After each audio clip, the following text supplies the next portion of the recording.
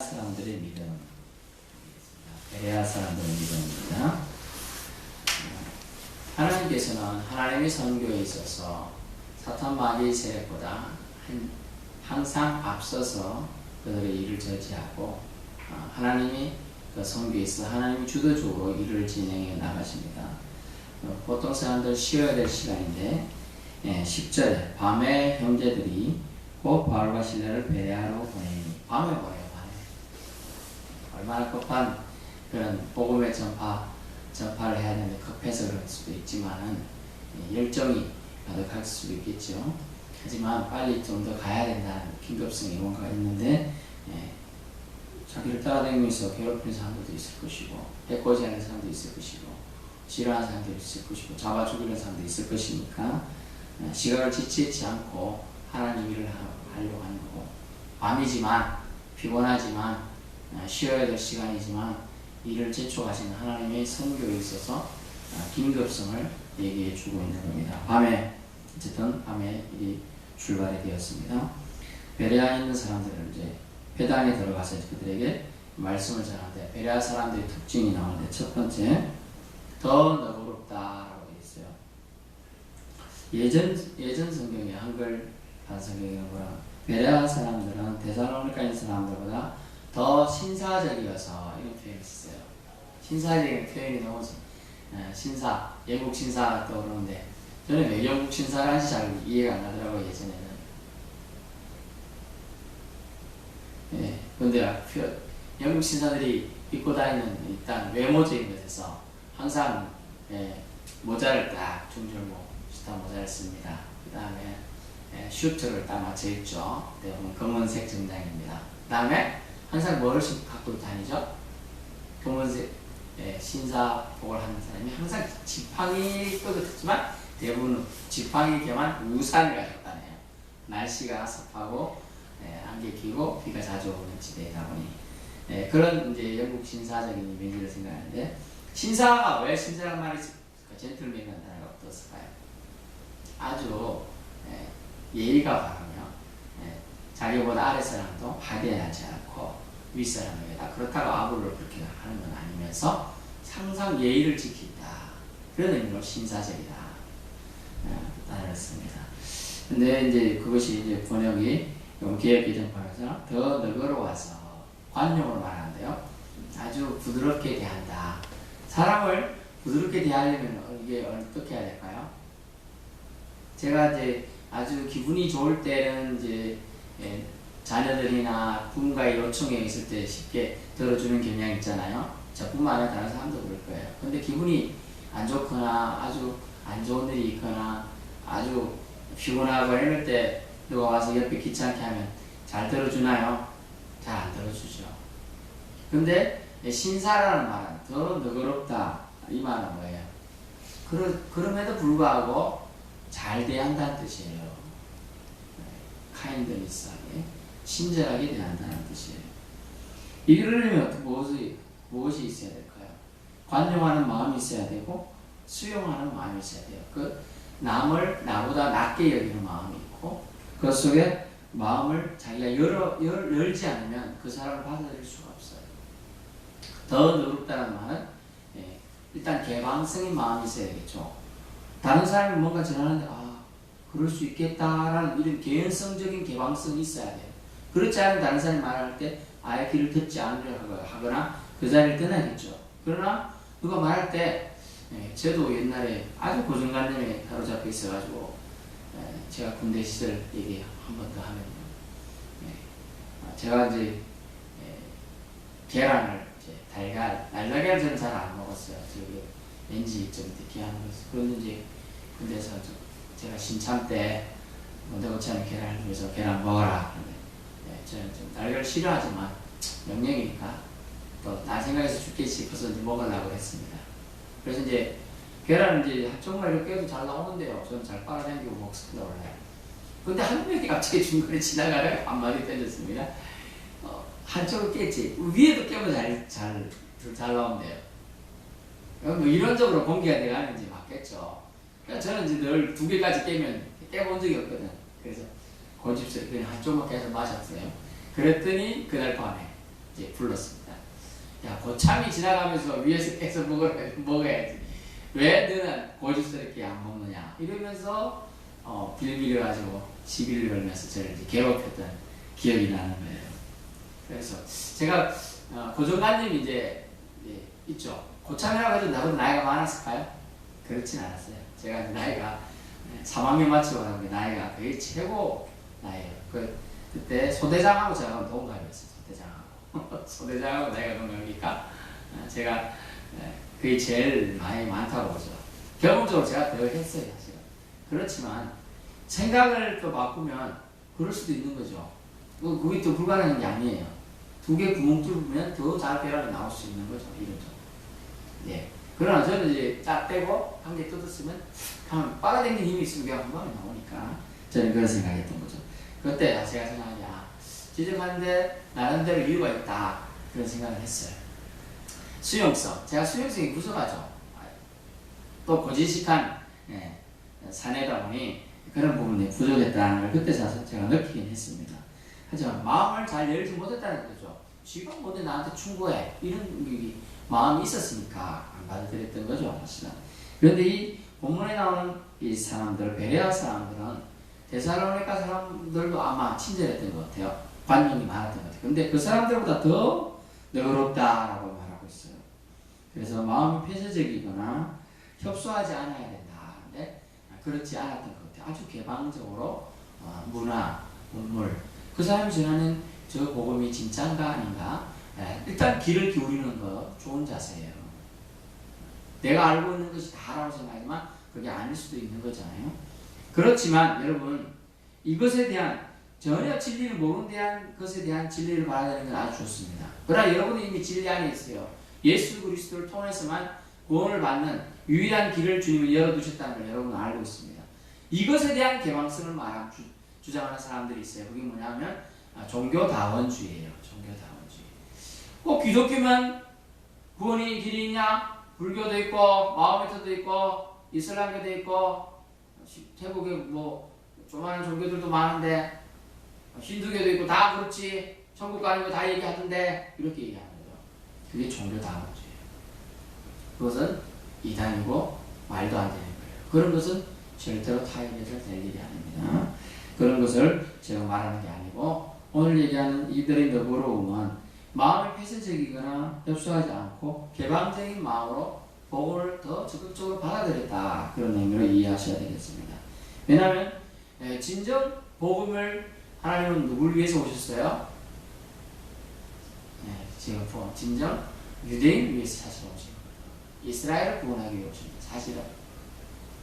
하지만 이스라엘의 유대인이 거절했기 때문에 이방인에게 복음이 전달되기 시작한 거죠.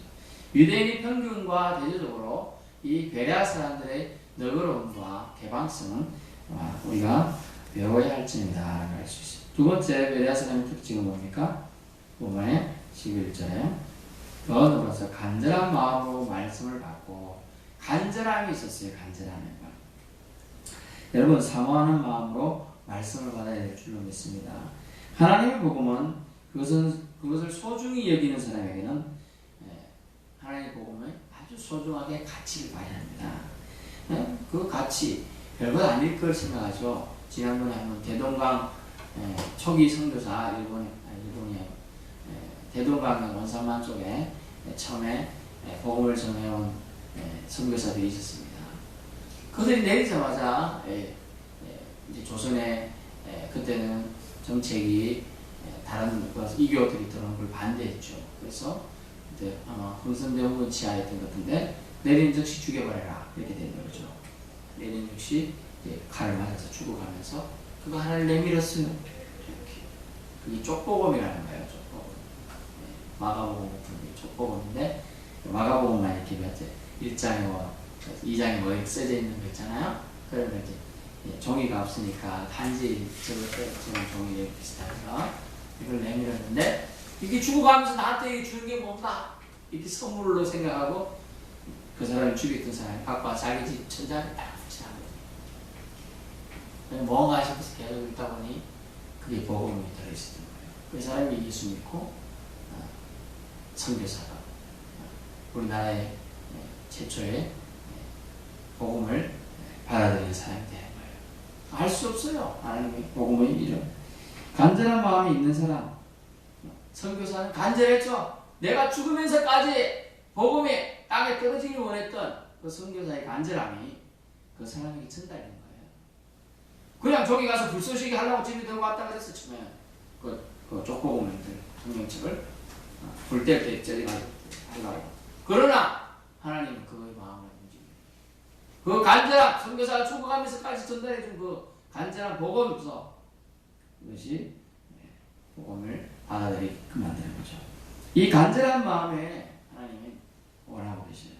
이 마음을 하나님 원하고 계시네요. 그래서 기도하는 자도 간절하게 기도해야 되고, 또 말씀 전하는 자도 간절히 전해야 되고, 받는 사람도 간절히 받아야 은혜가 되는 거죠. 이게 똑같이 몇 명이 앉아있지만은 어떤 사람은 간절히 받는 사람도 있고, 어떤 사람은 시간만 흘러가라 받는 사람도 있고, 이러면 지금 저하고 눈을 안 마주치는 사람 대부분 딴 생각하고 있단 말이에요. 간절하지 않다는 얘기죠. 그래서 사모하는 마음으로 말씀을 받는 게 얼마나 중요한가를 이 짧은 6절 정도밖에 안 되잖아요. 10절부터 15절까지니까. 이 구절 속에서 베레아 사람들의 칭찬이 대상이 된 거예요. 간절한 마음이 너희 예수 믿는다 하는 너희들 있느냐? 그 얘기예요, 지금.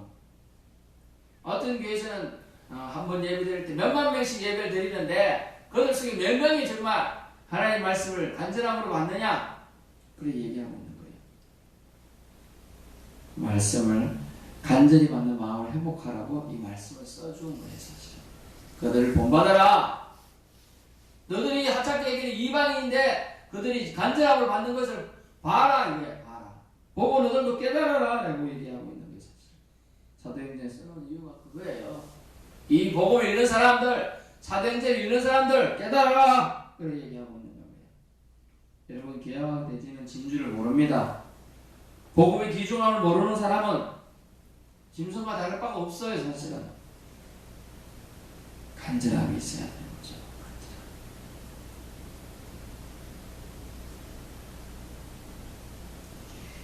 재미난 얘기 한 개 해볼까요?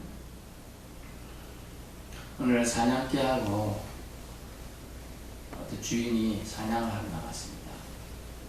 토끼가 앞에 막 뛰어서 총을 쐈는데 스쳐서 맞았어요.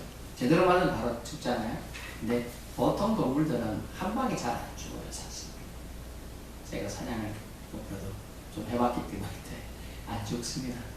일단 스쳐 맞을 때 다리를 맞아서 뚝뚝뚝 하면 토끼는 계속 넘어가는데 사냥개가 따라오고 하다가 못 잡았어요. 그래서 돌아와가지고 주인이 혼냈습니다. 네가 사냥개 지금 다 쫄쫄쫄쫄한 토끼도 못 잡으면 사냥개냐?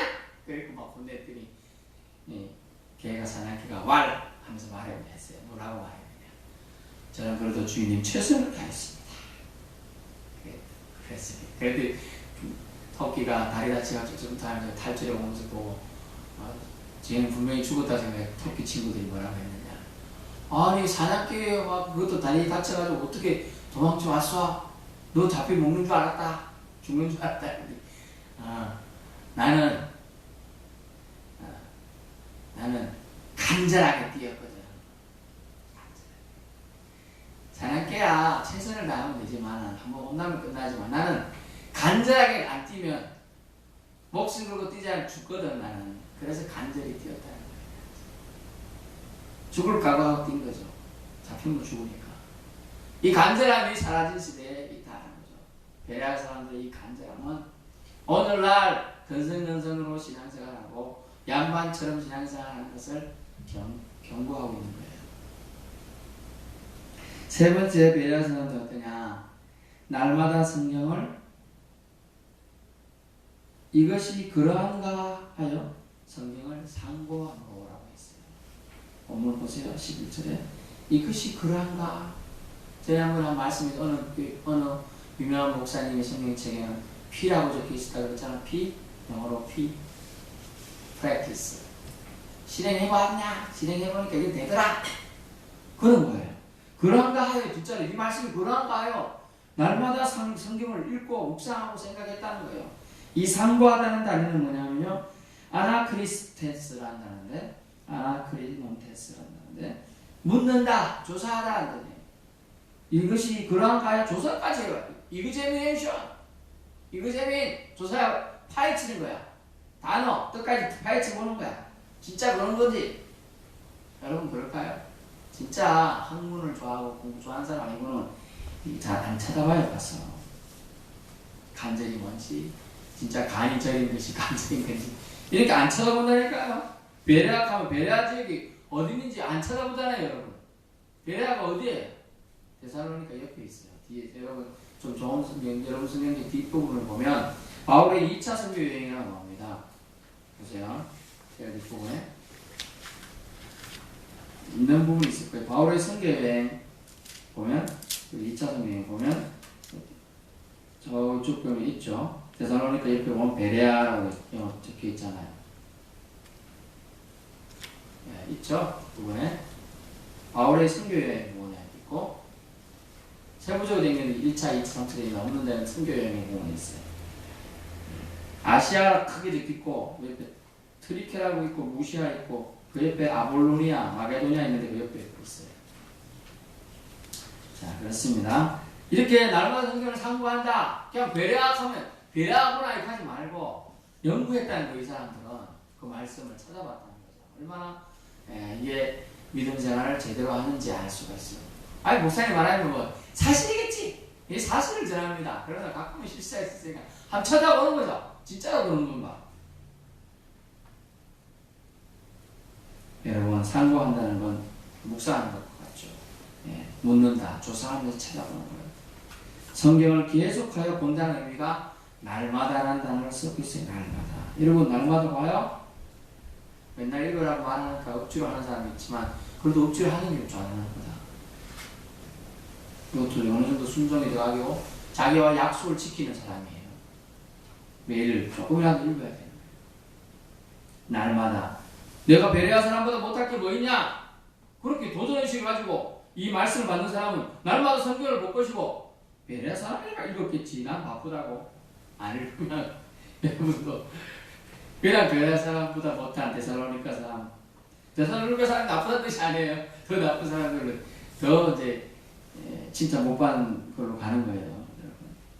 여러분 성경을 계속하여 보고 연구하는 상태, 이걸 말하려고 날마다 성경을 상고한다고 얘기하는 거예요. 바울을 책잡기 위한 게 아닙니다. 바울이 전한 복음을 바로 알고자 선한 의문과 심정을 가지고 상고하는 거예요. 조사하는 거예요. 의도가 다르죠, 사실은. 여기 어떤 교회는 목사님이 은퇴할 때 그랬답니다. 참 저는 목회가 힘들었습니다. 왜요? 이렇게 앞에 계신 장로님께서 제가 말씀하는 걸 토시 하나 안 떨리고 다 적더라. 그래 다 적으니까 뭐 하나 실수하겠지 막 그러는 거예요. 그냥 넘어갈 줄 알았는데 실수한 걸 뭐 잘못 말했다 이러니까 어땠어요? 당연히 나는 모임 갔을 때 목사님 오늘 성경 페이지 몇 쪽에서 있는 걸 잘못 말씀하더라 막 이렇게 얘기해가지고 스트레스 받아 자기가 너무 힘들었다고 얘기를 하게 되는 거죠. 그렇죠. 누구를 디스하기 위해서 성경 하는 게 아니고 정말 말씀이 그러한가? 라고 이렇게 연구하고 되짚는 거. 하나님은 이런 걸 좋아하셔요. 왜? 하나님 말씀을 더 가까이 다가가고자 하는 이 태도 하나님 기뻐하신다는 거죠. 하나님을 기뻐하시게 하는 행동 중에 하나예요. 여러분 날마다 우리도 이 베레아 사람들 성경을 상고해야 될 줄로 믿습니다. 그러니까 결과가 어떻게 됐어? 날마다 믿는 자의 수가 늘어났다. 12절에 나와요. 그 중에 믿는 사람이 많고 또 헬라의 기부인과 남자가 적지 아니하나. 자꾸 헬라를 얘기를 들먹거리는 이유가 뭡니까? 지식의 총합, 헬라를 말해요. 헬라 지식을 말해요. 그래서 헬라를 말하는데 그 지식의 총합이 있는 사람들의 기부인, 부인이 아무나 되는 게 아니고요. 아주 지식 있는 남편들의 부인들이 많아요. 부인도 아주 지식 있는 사람들보다 더 그래요. 그러다 보니 그 미부인들이 이 즉 말하면 바울이 전한 복음을 들으려고 귀 기울이다가 믿었다는 얘기는 뭡니까? 이거는 사실이다. 놀라운 진리다. 이걸 강조하기 위해서 이 표현을 자꾸 쓰고 있죠. 그리고 남자가 적지 아니하다. 적지 않다는 뭐예요? 많다? 적지 않다. 어느 기준인지 모르겠지만 적지 않다.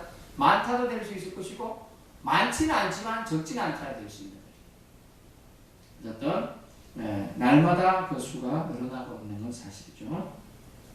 그 다음에 또 이것을 통하여 유대인들이 소동을 일으킬 걸 대비해서 밤에 가서 전했는데도 불구하고 또 무리를 움직여 소동하게 13절에 하고 있잖아요. 누가요? 유대인들이. 어떤 유대인들이? 데살로니가 있는 유대인들이 까지 따라와서 지금 또 괴롭히고 있는 거예요. 여러분, 복음 전하는 전령자들이 시험이 없나? 시험이 있어요. 고난이 있어요. 그런데 복음의 전파자의 반대 세력들, 즉 악한 영의 지배를 받는 사람들도 부지런하다는 거예요. 따라가지까지 가지고 갔으면 끝이지. 그것도 따라가서 가지고 하는 것까지 열정을 보이는 게 이 복음의 반대 세력자들도 열심이라는 걸 말해주고 있는 겁니다. 그러면 우리 열심은 더 열심히 해야 되겠죠. 탄압과 거절을 뒤로 한 채 그들은 이제 15절에 새 사역지로 떠나게 됩니다.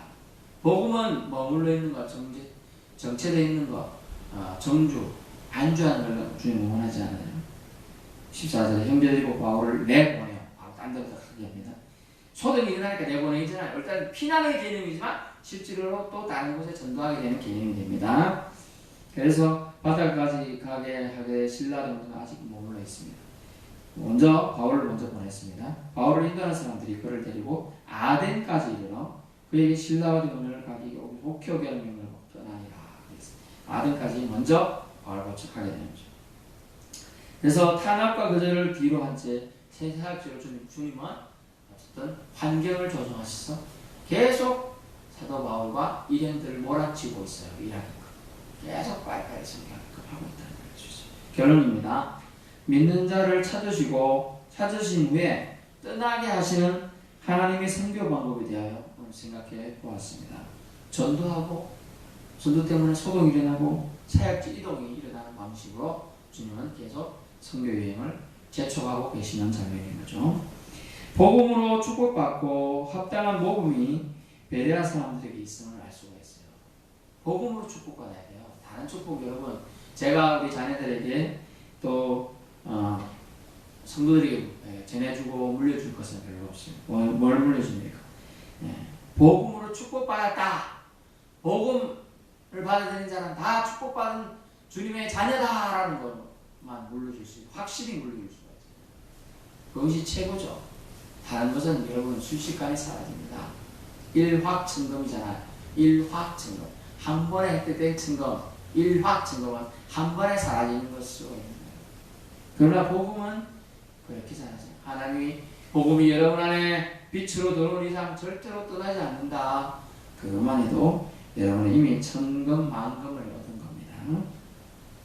우리도 베레아 사람들처럼 복음에 대한 수용성, 또 개방성, 갈급함, 또 진지한 열정을 가지고 연구해야 한다. 말씀을 연구해야 된다. 또 이런 연구성들을 신자로서 잘 우리가 본받아가지고 더욱 주님 안에서 믿음의 성장을 이루어가는 저와 여러분 되시기를 축원합니다. 하나님 감사합니다.